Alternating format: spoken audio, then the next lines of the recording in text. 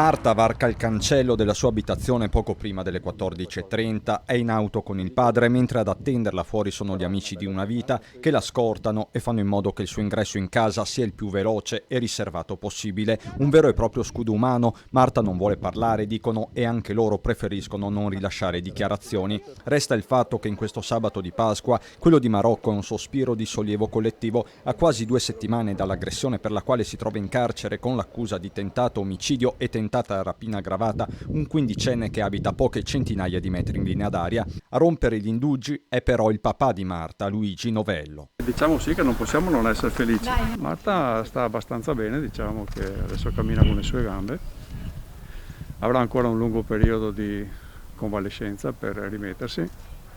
Però insomma, un passetto alla volta. Una convalescenza quindi che si preannuncia lunga, come spiegano anche dall'ULSS. In 2 settimane di ricovero, prima in terapia intensiva, poi in chirurgia, Marta ha subito 3 interventi. Il primo per le ferite multiple riportate, tra cui una penetrante alla schiena che aveva raggiunto fegato e polmoni, il secondo di chirurgia plastica per la sutura di numerose ferite agli arti e al volto, un terzo per la lesione di una mano. Ferite in via di guarigione, spiega il dottor Stefano Formentini, direttore del Cafoncello, ma serviranno altre visite per il trattamento delle cicatrici. Ad augurare pronta guarigione a Marta è l'intero staff dell'ospedale con il direttore generale Francesco Benazzi. Siamo stati tutti molto toccati e coinvolti dalla vicenda di Marta, siamo felici di averla dimessa per Pasqua, rientrare a casa è un passo verso la guarigione. Le parole di Benazzi, ai sanitari il grazie di Papa Luigi. Voglio cogliere l'occasione per ringraziare tutto l'ospedale Cafoncello e tutti gli staff medici che hanno seguito Marta, che sono stati splendidi tutti quanti.